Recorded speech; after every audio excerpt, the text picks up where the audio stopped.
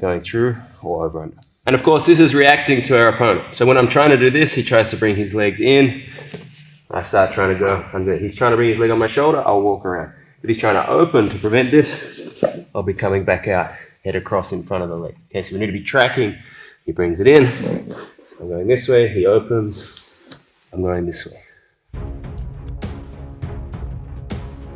In terms of your foot, try to hook underneath their leg. I want it to kind of be hard for Aaron to step on the mat. Okay, so I'm not just here. He can step on the mat. He can be hips out, points his knee to the roof, for example. Yeah, this is a problem. Okay. Hopefully that's harder to do if I'm like this. Okay, see I've hooked under, he can't curl his knee up. So I've got my toes, outstep of my foot on his mid shin, so he can't put his foot on the mat, and I want my knee in front of that leg. So with my knee, I put my hand, usually my hand will be on the outside. Forearm's kind of like a block next to my knee. So if he tries to, Aaron wants to push my knee past his knee line. Right, now, if I try to come forward, for example, I'm going to run into close guard, possibly a triangle here as well. See? So I want to keep past his knee line with my knee. So if I put my hand here and it's supporting my knee, I'm pretty good here. If he overcommits on that, then of course I'm going to start going to the single under, which is definitely a good upgrade in position. Right. If your hand does happen to ever be on the inside, then you're going to hold it there for a moment. If he pushes the knee, take your knee inside. At least your hand blocks he's holding my knee. You'll see my hand intercepts his grip. So I free his hand from my knee and I can come back inside. Okay, so if your knee gets pushed too low, you can sort of like do this little circle here, come off their grip. It's hard for them to track as you come back on, but then we want our hand supporting the outside of our leg. All right, lastly, just my posture. If I'm kind of curled in, I'm actually kind of pinning him. When I drive forward, I'm just pushing him into the ground. He can fight that. He can use his legs pretty well. I want to have my hips low, back straight.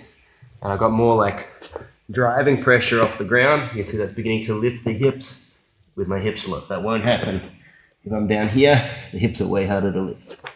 So we should be like back straight. Yeah, even when we're cutting across here. My back leg, depending where my head goes. If my head goes across body, my leg's like this. If I'm trying to stack, it's a bit wider. So across body, my leg will track out here. Stacking, it'll be more wide.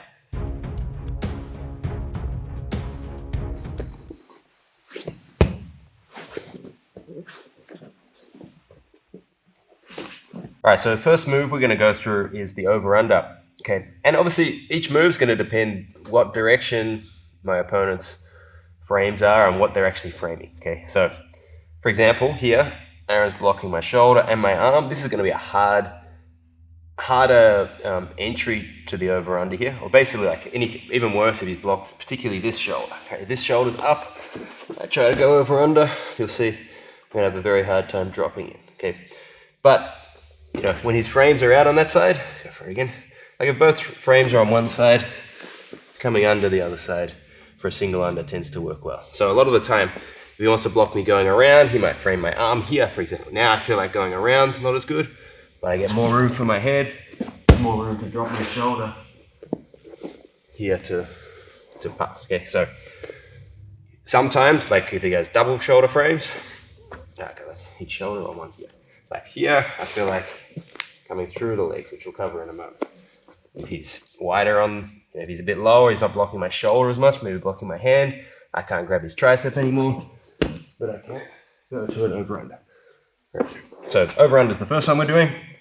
So basically what I'm going to mostly focus on, one, make sure your head gets past their knee. Do not do this if they have a chance to get a knee shield. If my head's high, I go for over-under and this happens, this is the worst outcome. Okay. So I only go for over-under if my head's past here. I want to be leaning, squaring his hips up. Okay. Sometimes I'll even post on the ground. Sometimes I'm holding the hips. I want to then just flick my foot over the top. So I'm going from like here to this. And I just want to make sure my knee beats his knee line. And then I can cut back across. Okay. So I'll just, maybe you don't even frame for a sec. So just with my leg, I want to make sure my knee lands here, there, like this. As short as possible. a wide step, gives him a lot of space to recover. Okay, it's got to be basically immediately. Already I'm kind of blocking. I just want to try to do like a little shin flick that comes out in front of that. Make sure, probably most common mistake will be that we're here and I move my weight this way. Right here, he can free his leg and he can push me out this side. Okay, see when my weight's here, he can actually direct my weight further out that way, losing the knee line. Really with my head as I'm doing this, I want to be coming across. Okay, I'm leaning. As I flick over, you should see I'm actually like falling as I do it. Tilting his hip this way, right? And then I'm falling down and back. Okay. Now the common mistake would be to go too high. I shouldn't have any stacking pressure when I do this. Here if he inverts, he's gonna like tornado sweep me over or recover. Okay. His hips should be flattening towards the ground when I do this. So you see, we go like this, right? I'm dropping in with my arm going deep, and then I'm walking his foot back, finishing the over-under pass. Lastly, just watch Kimura or Choi bar. So obviously, as I do this, I want my hand on the inside of the leg, very close to my hip, squaring arrow up. It should be hard for him to attach anything here, because my knee supports my arm, and I can begin to kick out. So it's got to be like pretty tight with tight elbow and tight knee to elbow, knee to sort of forearm connection here. I don't want to like scoop for a Choi bar, for example. Right, here I'm not going to try to go for this. If I go for the over under and this arm stretch, this is no good. Yeah. If I feel like he's pummeled inside my arm like that, I'm going to pummel back. And then I can drop it. If you ever attempt this entry and you sort of miss the knee, like he's pulling his knee back, it's difficult to get. Sometimes flicking your shin on the other side can help you beat the knee line. Okay. So look again. I dive in, but he's freeing this knee. Sometimes flicking that will turn his knee up to help. In the gi, the main difference when we're going to over under is I'm going to try and get this pant grip. Okay, end of the pants grip. Be like this. Again, you don't have to. You can still do it from here, just like we would in no gi. But if you can have this very hard grip for him to break, hard for him to pull his knee to the chest. So all I'm looking for really is access with my shoulder to the stomach here. Okay, if he's at any point he's doing his frames, I'm trying to do all these sort of things. I see he opens that. I just step over, beat the knee line, and then lean in with my hips to tilt his hips the other way.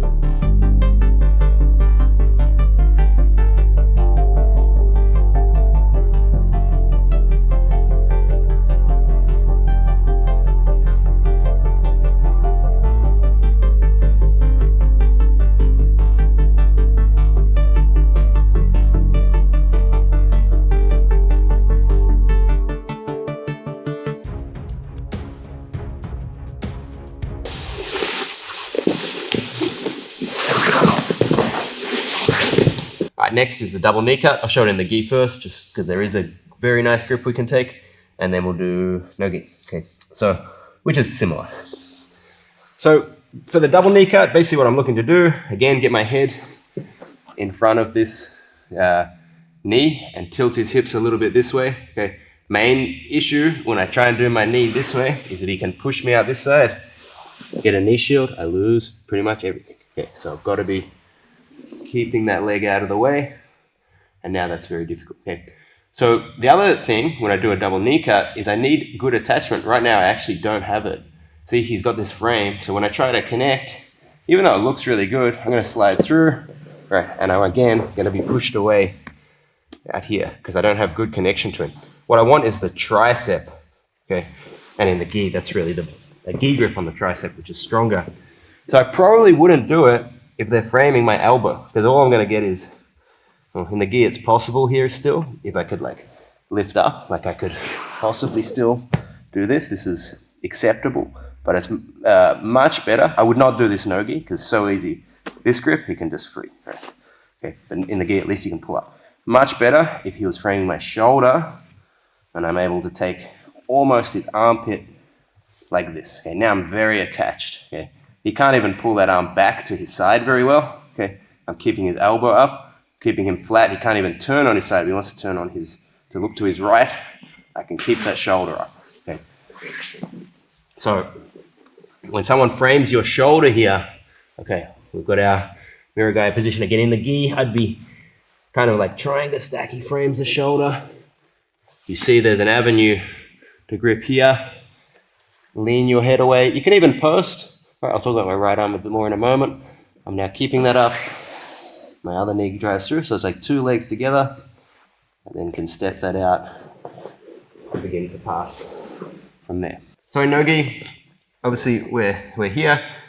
I can try to grab the tricep here and just like under the tricep, close my elbow. At least this isn't, if I close my elbow, it's not easy for Aaron to free this arm without a big high, he can swing his arm very high to free it, but at least that's not a useful pummel. If I go like here, he can just kind of like easily pummel out of that, right? So I want to kind of, if I grab this, I want to close it in very tight, right?